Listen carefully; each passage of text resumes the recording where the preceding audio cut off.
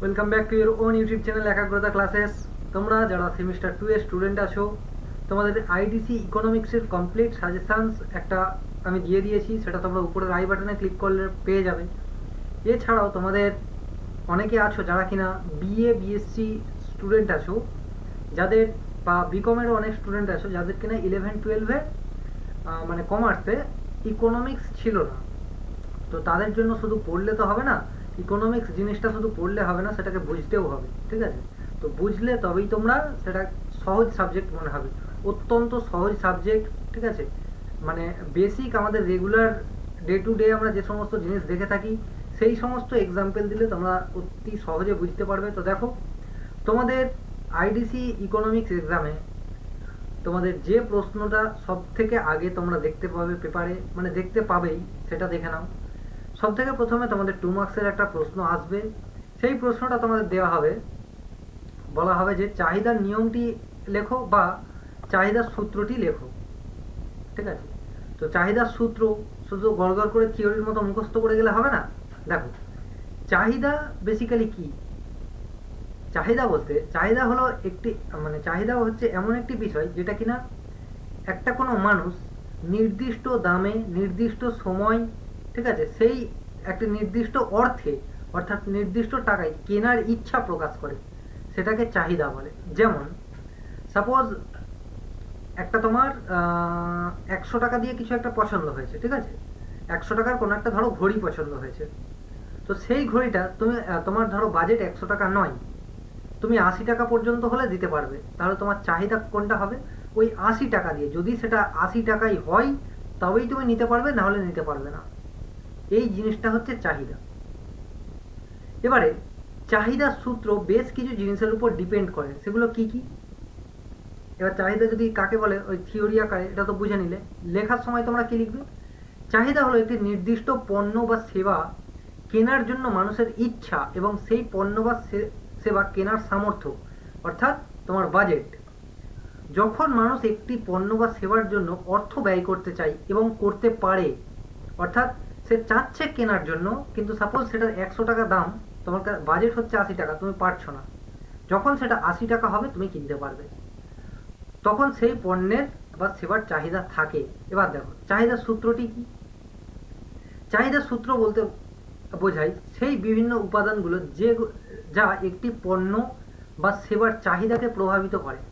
চাহিদাকে প্রভাবিত করে মানে মানে কিছু কিছু বিষয় এমন আছে যেগুলোর জন্য কি করে আমাদের চাহিদা কম বেশি হয়।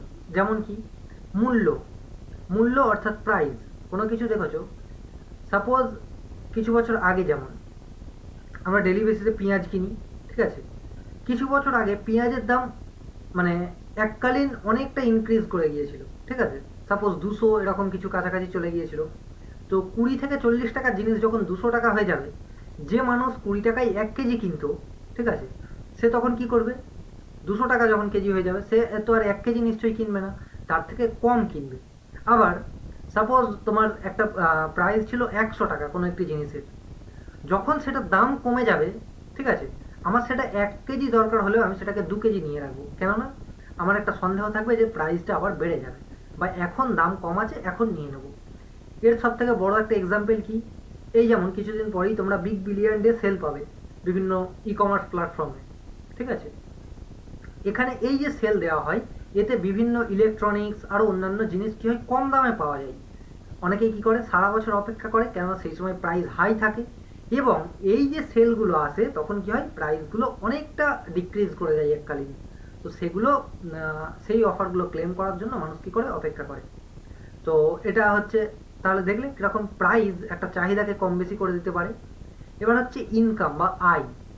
ভোক্তাদের আয় যত বেশি হবে তারা তত বেশি পণ্য কিনতে পারবে, এটা তো স্বাভাবিক জিনিস।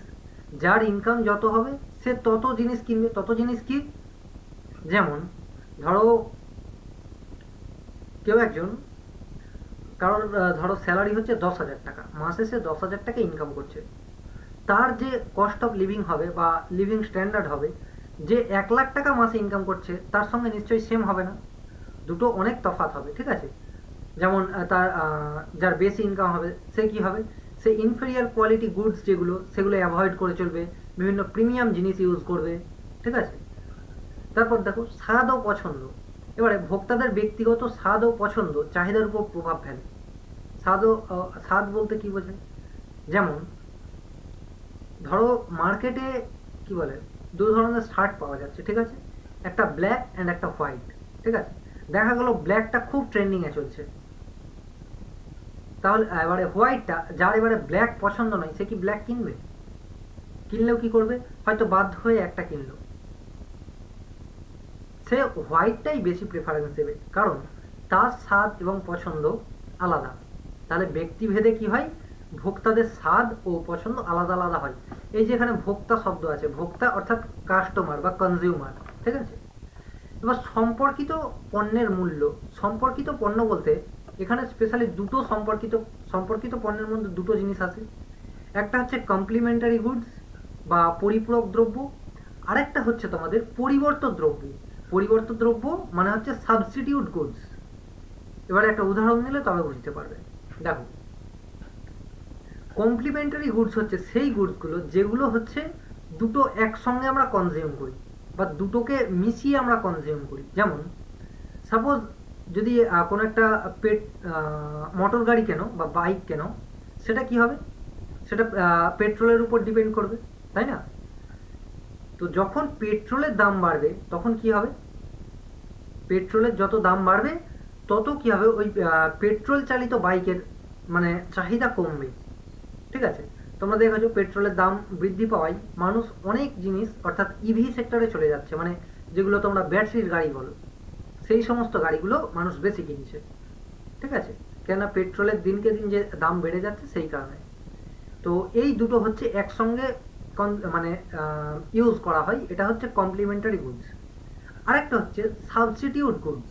সাবস্টিটিউট মানে মানে একটার পরিবর্তে অন্যটা ইউজ করা যায়, যেমন চা ও কফি, ঠিক আছে। এই সাবস্টিটিউট গুডসের একটা বিগ এক্সাম্পল হচ্ছে চা ও কফি। সাপোজ চায়ের দাম এককালীন অনেক বেড়ে গেল, ঠিক আছে, 100 টাকার জিনিস 1000 টাকা হয়ে গেল কেজি, ঠিক আছে। তখন কি করা যাবে, তখন যারা চা খেত তারা ধীরে ধীরে কি করবে, যদি কফির দাম কম হয় তখন তারা সেই কফিতে শিফট করে যাবে।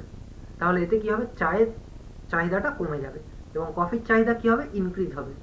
আবার যদি চায়ের দাম অনেকটা কমে যায় এবং কফির দাম অনেকটা ইনক্রিজ করে, তাহলে কিছু কফি যারা খাচ্ছে তারা কি করবে, কিছুটা হলেও পোর্শন কি হবে, ডাইভার্ট হয়ে চায়ের দিকে চলে আসবে।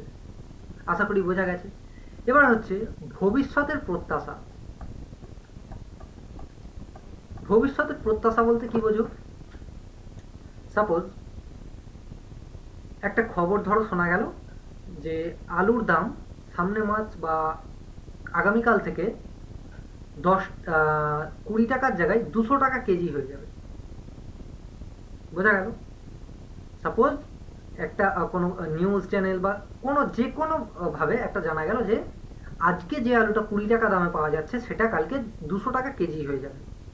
তখন আমরা কি করব, আজকে আমরা বেশি বেশি পরিমাণে কিনে নেব। কেন কি, আমাদের মনে একটা সংশয় হবে যে দাম কালকে যেহেতু বাড়বে ভবিষ্যতে আরো বাড়তে পারে। তো এই জন্য আমরা কি করব, সেই জিনিসটাকে আজকে বেশি করে কিনে নেব। আবার যদি মনে করি যে আজকে 20 টাকা আলুর দাম আছে, কালকে 10 টাকা হয়ে যাবে, তখন আমরা কি করব, সাপোজ আজকে আমার 2 কেজি কেনার কথা ছিল, আমি কি করব 1 কেজি কিনবো। কেন, কারণ কালকে দাম কমে যাবে, ঠিক আছে। তাহলে ভবিষ্যতে দাম কমবে বা বাড়বে এরকম যদি আশঙ্কা আমাদের থাকে, তাহলে সেটা কি হবে, সেইটার উপর ভিত্তি করে আমরা মানে পণ্যের পরিমাণে কম বা বেশি কিনবো। তো এটাই হচ্ছে তোমাদের ভবিষ্যতের প্রত্যাশা। জাস্ট এই 5টা পয়েন্ট তোমরা লিখে দিলেই হবে। এবার দেখো, এটা সূত্রর ক্ষেত্রে লেখা যায়, জাস্ট এইগুলো লিখবে, তোমাদের এগুলো লেখার দরকার নেই। চাহিদার সূত্রটা লিখবে, তারপরে তোমরা লিখবে যে যদি 2 মার্কসের আছে, তারপর লিখবে যে চাহিদা বিভিন্ন বিষয়ের উপর নির্ভর করে, ঠিক আছে, যেমন পণ্যের মূল্য, ভোক্তার আয়, ভোক্তার স্বাদ ও পছন্দ, সম্পর্কিত পণ্যের মূল্য, ভবিষ্যতের প্রত্যাশা। তারপরে এবারে মেন যেটা তোমাদের 5 মার্কসের জন্য আসবেই, সেই প্রশ্নটা তোমরা দেখে নাও। যেটা আমি বলেছি সেটাই, যে চাহিদা নির্ধারক বিষয়গুলি হলো সেগুলি যেগুলো কোনো পণ্যের বা সেবার প্রতি ভোক্তাদের চাহিদা প্রভাবিত করে। এই বিষয়গুলো সাধারণত নিম্নলিখিত অর্থাৎ নিচে লেখা আছে।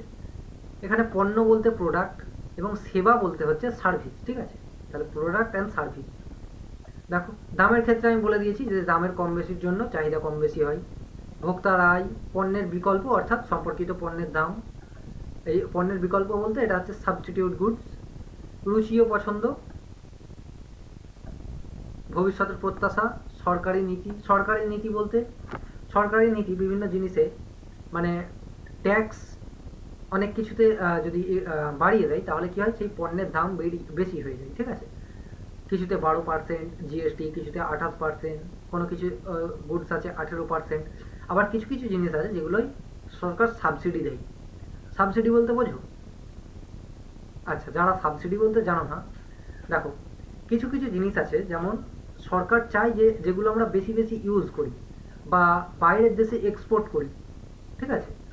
সেই জিনিসগুলোই সরকার বলে যে এই ব্যবসাটা তারপর তুমি শুরু করো, তাহলে আমাদের দিক থেকে কিছু একটা গ্র্যান্ট দেওয়া হবে, ঠিক আছে? বা সাবসিডি দেওয়া হবে। যেমন যে এলপিজি গ্যাসে একটা সাবসিডি দেওয়া হয়, ঠিক আছে? যাতে সেটা আমরা বেশি ইউজ করি। তারপর দেখো আবহাওয়া ও ঋতু। আবহাওয়া ও ঋতু এটা হচ্ছে তোমাদের মানে সিজনাল ব্যবসা, যে সমস্ত এক একটা সিজনেই সেগুলো কিন্তু বেশি বিক্রি হয় বা কম বিক্রি হয়। যেমন গরমকালে তোমার কি বিক্রি হয়, আইসক্রিম বেশি বিক্রি হয়। শীতকালে সেটার চাহিদা কি হয়, কমে যায়। পরবর্তী বিজ্ঞাপন ও প্রচারণা। এই জনসংখ্যার পয়েন্টটা তোমাদের করতে হবে না। বিজ্ঞাপন ও প্রচারণা। বিজ্ঞাপন ও প্রচারণা ভোক্তাদের পণ্য সম্পর্কে সচেতনতা বৃদ্ধি করতে পারে এবং তাদের চাহিদা বাড়াতে পারে। তোমরা জানো বিজ্ঞাপন আমাদের জীবনে কিভাবে ইম্প্যাক্ট ফেলে। চারিদিকে আমরা বিজ্ঞাপন দেখে বিভিন্ন ধরনের পণ্য সম্পর্কে জানি এবং সেই পণ্য কেনার আমাদের আগ্রহ জাগে, ঠিক আছে? নেক্সট ভিডিও যেটা আসছে সেটাই আমি আবার একটা বাজার থেকে তোমাদের মোস্ট ইম্পর্টেন্ট জিনিস আমি পড়াবো, ঠিক আছে? বা দেখিয়ে দেবো মোস্ট ইম্পর্টেন্ট সেগুলো। তোমরা আমি যেগুলো বললাম এই ভিডিওটা জাস্ট শুনেছো তো অত্যন্ত ভালো, তারপরে জাস্ট একবার এক থেকে দুবার রিড করে নেবে, তাহলে তোমরা এই জিনিসগুলো ভুলবে না, ঠিক আছে? সেটা আজকেই রিড করে নেবে, দুদিন পরে পড়লে অবশ্যই ভুলে যাবে। যদি আজকে ভিডিওটা দেখে থাকো তাহলে আজকেই তোমরা এটা একবার করে রিড করে নিও, তাহলে কি হবে, তোমাদের প্রপার মনে থেকে যাবে, এক্সামের একদিন আগে দেখলেই হয়ে যাবে। সো আশা করি এবার এই নোটসটা যদি পেতে চাও তোমরা অনেকে স্ক্রিনশট নিয়ে নিয়েছো, যারা যারা স্ক্রিনশট নিতে পারোনি বা পিডিএফ চাচ্ছ তারা নিচে আমাদের গ্রুপের লিঙ্ক দেওয়া আছে, সেখানে জয়েন হয়ে যাও, সেখানে তোমাকে এই পিডিএফটা প্রোভাইড করে দেওয়া হবে। তো আশা করি সমস্ত কিছু বোঝা গিয়েছে। অ্যান্ড আমাদের পাশে থাকতে হলে চ্যানেলটিকে সাবস্ক্রাইব করে এবং লাইক করে পাশে থাকো। So thank you.